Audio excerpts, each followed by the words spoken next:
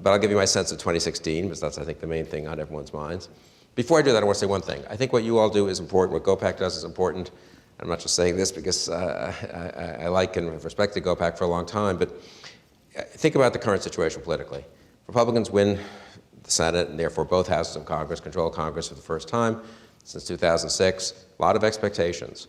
The truth is those expectations among Republican voters and independent voters who voted Republican in 2014 are going to be disappointed, probably. There's a limit to what you can do when you control Congress and you don't control the presidency. You can stop some bad things from happening, but you don't get much credit for that.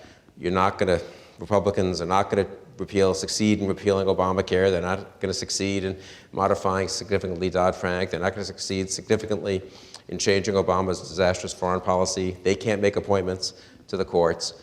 They can do some good. And I think if they stop a very bad Iran deal, even slow it down, that would be a genuinely good deal. If they stop the free fall in our defense budget and at least lay the groundwork for the next president to have adequate resources for national security, that would be a good thing. If they lay the groundwork for repealing and replacing Obamacare by agreeing on a good replacement, and I think there are some good proposals now in Congress, that would be a good thing. But that's probably what, and then stop a lot of bad things from happening. That's probably what the Republican Congress is going to do. So voters in 2016, when they want, there'll be a Republican presidential candidate, he'll make all these promises, the Democrat will say those are just promises, ridiculous, just empty talk. And remember back to 2008, last time we had a Republican president, huge financial crisis, worst crisis of our lifetime. Maybe we could all debate what really caused it, but voters still have in their mind that it was George W. Bush who was president, standing up there, and Hank Paulson, tough war in Iraq. The Republican Congress is not going to be a good basis on which a Republican presidential candidate is going to be able to answer the charges that Republicans can govern successfully. The conservative principles do work when put into effect. That's why the states are so important. If you all can succeed at the state level, continue succeeding at the state level, as an awful lot of Republican governors have and state legislators have over the last decade or so, it will be very, very helpful in terms of the Republican national message. It'll be very useful, even if people don't live in that state. If people can look around and say, well, look at the results in states that have had Republican governors and or Republican legislatures. They're better than the national results. They're better than the results in neighboring Democratic states where liberal policies have been pursued. Voters are pretty results-oriented, pretty facts-oriented. They are dubious, and are right to be dubious about promises. So I think more than usual, there won't have been a Republican president for a long time. Obama will have been president. Republicans will run against that record. But compared to what? And I think to the degree we can compare it to successful efforts at the state level, it will genuinely be helpful in 2016. So I think it's always important what happens at the state level. It's always important to govern well. Obviously, you owe it to the citizens of your states. But I think this will have more in the way of national implications than it usually has in the past. So I salute you for what you're doing, and I look forward to maybe helping publicize some of the successes at the state level. That's one thing we haven't done well in the past. You know, Republican governors have done a good job, Republican mayors, even Giuliani in New York, incredible success stories, really, when you think about it, in certain key areas: crime, welfare, business development, economic growth. And somehow Republicans run for president, and it's as if we haven't had a case study of Texas and California, or we haven't had a case study in terms of economic policy, or we haven't had a case study of criminal justice policy in terms of, let's say, New York and Baltimore. These were very clear comparisons. The voters in each of these states or municipalities went in different directions. The policies were different, and the results were different. But Republican presidential candidates, especially in the last couple of cycles, barely mentioned these as examples of successful Republican governance. So I think it'll be different this time. A lot of governors running, a lot more sense that you can't run on the congressional message.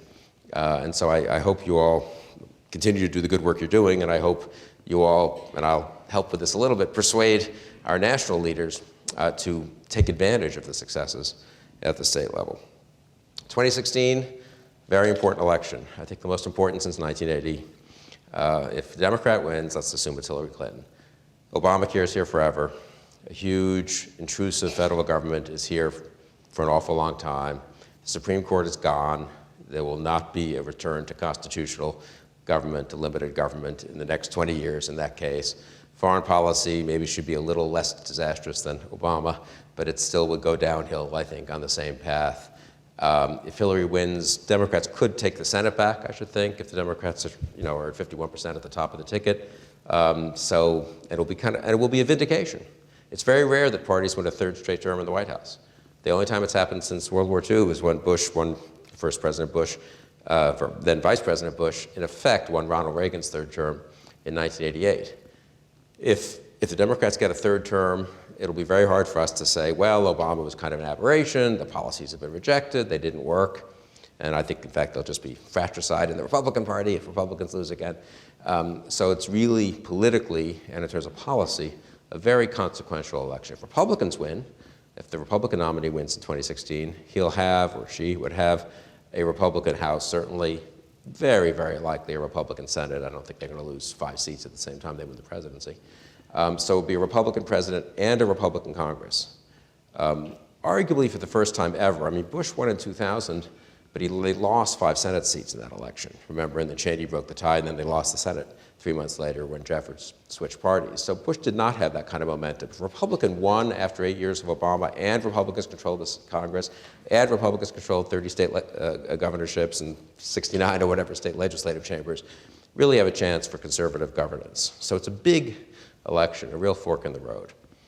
I think Republicans have a pretty good chance, leaving aside the merits of the candidates. Usually, voters do turn the White House over after 8 years.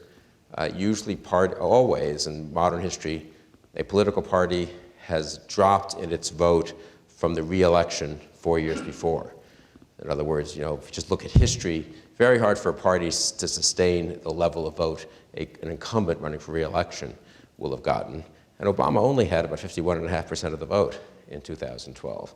Very hard to believe the Democrats can increase that number in an open seat election. And if they drop more than 2% or so, presumably maybe 3% or so, the Republican wins. So objectively, if you just look at it analytically, I'd say the odds are slightly better than 50-50 for the Republican. Also, the Republicans, for the first time in a long time, are almost certain to have the younger candidate, assuming that Secretary Clinton is the Democratic nominee. Could be a whole generation younger. And I think that will help a lot with young voters, which is one of the key blocks, of course, that Obama won. I mean, if it had only been voters above 30, Romney would be president. You can afford to lose young voters by some margin. You can't afford to be clobbered among 18 to 30-year-olds. There are quite a lot of them who vote, even though they have a lower turnout than older voters. I do think in a race where the Republican nominee is Rubio or Walker or Cruz or Jindal or whoever, Christie, Perry, even at the sort of Perry-Jeb Bush level, they're younger than Hillary Clinton. And if it is the Rubio, Cruz, Walker type candidate, you're a whole generation younger. And it will reverse the dynamic of Clinton versus Bush, Clinton versus Dole, Obama versus McCain, Obama versus Romney. The one time in the last 6 elections a Republican has won a plurality of the popular vote was Bush against Kerry, when the Republicans had the younger candidate, actually, in 2004. So I do think in this modern age, it doesn't hurt to be younger. And I think Republicans will have the chance to have the fresh message, the outsider message, the younger message in 2016. So I'm moderately optimistic. Anything can happen, obviously. Who will the Republican nominee be? I don't know. I do think we probably would make a mistake if we assume that the kind of pattern we've seen in recent years would necessarily hold. We all have in our mind a kind of standard Republican primary narrative in which there's a strong establishment candidate or a weak establishment candidate, but establishment candidate who's got all the money, a bunch of conservative challengers, they don't quite make it, the establishment guy wins. Different schedule this year, different super PACs, different financial situation this year, and I think most importantly, an extremely impressive field of candidates. So I don't think this will be Mitt Romney knocking back Herman Cain and Michelle Bachmann, and then Rick Santorum, whom I like actually, but had lost by 19 points in Pennsylvania in 2006, or Newt, who'd been out of office since 1998. You're going to have a bunch of candidates, governors, senators, recent senators, a couple of private sector individuals like Carly Fiorina or Ben Carson, who are just going to be impressive candidates. I think it's good for the Republican Party that they're all running. I'm not one of those who worries about too many candidates are running, they're going to fight each other. It will be good, I believe, for Republicans, for voters to look up at the stage and see Rubio and Cruz and Rand Paul and Lindsey Graham and Carly Fiorina and Ben Carson and the governors now, there's so many of them, I'll probably forget what, Walker, Christie, Jindal, Kasich, Perry, Huckabee, probably missing Jeb Bush, of course, forgot him, and all the others, whatever, 3 or 4 others who were running, who were credible candidates. I mean, that's an impressive group. It's a pretty diverse group, actually. Pretty interesting group. Different interesting stories if you look at Scott Walker or Marco Rubio's background or Rick Perry's background from all over the country, South, West, Northeast, Midwest. It's going to be helpful. One reason we were talking about this at our table, the Republican National Committee is terrified. Can't have too many debates and have too many candidates on stage. I think it's ridiculous. I would like to have more debates, not fewer. And if you can't get them all on one stage, have back-to-back debates with 6 or 7 candidates in each debate. Draw it by lot, just have them debate. And then, eventually the field will narrow down, obviously, in the fall. Some people won't be able to raise money. Some people will be at 1% of the polls, and they'll decide not to stay in. But it'd be foolish, I think, for the party to look like it's scared of letting voters see all their candidates. And I think the contrast with Hillary will be good. Hillary Clinton, anointed kind of candidate, a coronation, not taking any questions. She's taken 13 questions from the press since she announced. It's really unbelievable, actually. And it's hard to believe she can really get away with it. So far, she sort of has. Hard to believe the scandals won't really damage her, right? It's hard for me. I can't decide whether she'll just, they have different rules for the Clintons, and she just gets to have this foundation with millions of dollars sloshing through it from foreign governments and foreign companies that have all kinds of interests before the State Department while she is Secretary of State. A friend of mine emailed me Saturday morning, nice guy, worked in Washington on the Hill, lobbyist, very smart guy, gave up a lot of income to go into the Bush administration. He thought it was the right thing to do when they asked him as Assistant Secretary of State and for the last 3 years or so working for Condi Rice. He went to see the ethics officer. He had gotten rid of his share of his firm. He had put all of his stocks in a blind trust. And he said, look, the one thing I'd like to keep doing, I've done it for 20 years, is I teach a night course at Georgetown Foreign Service School. It's 1 night a week, 2.5 hours. I really enjoy it. They pay me $6,500 for the course. And the ethics officer said, no, can't do it, conflict of interest. What if Georgetown has some request before the State Department for something or other? So he couldn't teach a course for which he got paid $6,500. But Hillary Clinton can get to be Secretary of State, have her own private email server, and have foreign governments giving millions of dollars to a foundation which directly benefits her family. I mean, it really is stunning. So I kind of think that scandal might actually have an effect, though I can't pretend that so far it's clear from the polls that it will. But I like the matchup of a younger Republican against Hillary Clinton, someone who's in office, who's been in office very recently. I don't know who the nominee will be. I think Jeb. I'd say the big story of the Republican race, I'll give you my 2-minute version of the Republican race, and then we have a little time for questions. The big story is that Jeb did not succeed in doing what he hoped to do. It wasn't foolish for him to try to do what he tried to do, which was to go out big in December, January, raise a ton of money, intimidate others out of the race, become the prohibitive favorite, do what George W. Bush basically succeeded in doing, if you recall this, in 1999, 2000. And the big news for me was that he went out strong. He's an able guy. He had, they did a good job of telling the press how much money they were going to raise. He's an articulate guy. And for whatever reason, it didn't work. He's not ahead in the polls particularly. He's one of 3 or 4 or 5. Usually it was at 13, 14, 15%. He's probably got more money than everyone else, but the others seem to be able to raise enough money to stay in. And he didn't intimidate anyone out of the race. The one person he might have scared out of the race, I guess, is Mitt Romney, when you think about it. But the key for me was when Rubio decided to run. When Marco Rubio, who was the junior senator from the same state that Jeb Bush was the 2-term governor of, you guys are state legislators. He was in the state legislature when Jeb was governor. Jeb was kind of his mentor and patron.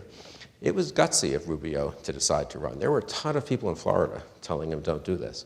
And when he decided to run, I think, A, he's a very formidable candidate, and B, it sort of signaled that the theory of the race that Jeb was operating on wasn't working. Doesn't mean he couldn't be the nominee. He's an able guy. He could end up being very persuasive in the debates and in the primaries. But I think he's now one of several who could be the nominee. He's not the front runner, which is one reason why it doesn't fit the normal Republican narrative. Republicans have not really had a wide open race like this in our political lifetime. It's a little more like some of those Democratic races over the last 20, 30 years. But it's really astoundingly even right now, if you look at the national polls. We did a poll of the people who were at the Broadmoor, with 400 Weekly Standard readers. Rubio was first, Walker was second. We asked them both first choice and first, second, third choice. First, second, third is probably more revealing because people will change their mind about first choice now, but should be in the top three presumably. Rubio was in the top three on 86% of the ballots at the Broadmoor. Walker was in 79%. The next was Bush at 25, and then it was like Ben Carson 24, Fiorina 23, Cruz 21, Jindal 18, and then it was a lot of people. But it struck me how I think Rubio and Walker have probably got a bit of a lead at this point. We'll see if they can hold it, obviously. And B, just the Jeb is one of the also-rans at this point. May not say that way, but I think it may, actually. Anyway, the Republican nominee, it'll be wide open. There'll be all these debates. There'll be these different primaries. Different people might win, I think, each of the first 3, 4, 5 states. You've got the proportional representation states. I guess with the SEC primary on March 1st, when a lot of the southern states go, and then a whole bunch of other states. And this might go late. And I'm not even sure there'll be a clear majority at the end of the primaries. I wouldn't be surprised if 5 or 6 people stay in. And the voters split their votes in a lot of states. And a lot of states are proportional representation by CD or some other mechanism like that. And the person who wins in Tucson is not necessarily going to be the person who wins up here. And so, it could really be an interesting race. This terrifies Republican Party leaders who want it all done early and clean and no mess, no fuss. It terrifies donors who foolishly, in my opinion, think that they're very used to this theory. If we can just clear the field, it's going to be great for our candidate. McCain locked up the nomination, was it like March 6th or something, 2008. Hillary and Obama slugged it out till July, and last I looked, Obama still won the presidency. So there's this is something political scientists have actually studied. There's zero empirical evidence that not having a primary helps you more than having a primary in a race. Of course, donors don't like it, you waste money. Candidates don't like it, they like to be unopposed. But there are plenty of races that have had tough primaries where the people have gone on to win the seat, and plenty of races where they cleared the field, they anointed a candidate who was supposed to be a good candidate, and he or she went on to lose the race. So I don't worry about the primary, in my view. And I think in a way we should have more of a happy warrior attitude of enjoying the primaries. I think it will help Republicans. They'll see that our guys and women have ideas, have policy proposals, but I come back in conclusion to you all on that. I think the best thing you could do is make sure our candidates are policy heavy. People want policies to deal with the problems we're facing. I think they're not going to be happy with sound bites or with slogans. They know we have real trouble as a country. I suspect it's going to be a surprisingly policy heavy election in 2016. You all deal in policy all the time, much more than people at the federal level do. And I think if you can help make clear that Republican policies work and help push our candidates to actually articulate serious policies and be a little daring, perhaps, in embracing particular policies and not just trying to, this was Romney, right? It's a referendum on Obama. I don't want to embrace a particular healthcare policy. Dodd-Frank, horrible. What's my alternative to Dodd-Frank? Well, I don't want to get into that because I don't want to offend either the community bankers or Wall Street or people. You can't win that way anymore. You need to have real policies, and you all could help, I think, our candidate develop serious policies. And I think if he or she has serious policies, Republicans have a good chance to win in 2016. And it's really important to win, because if we lose, I'll be moving to Australia personally, but you all can make up your own minds, but it'll be very good to win in 2016.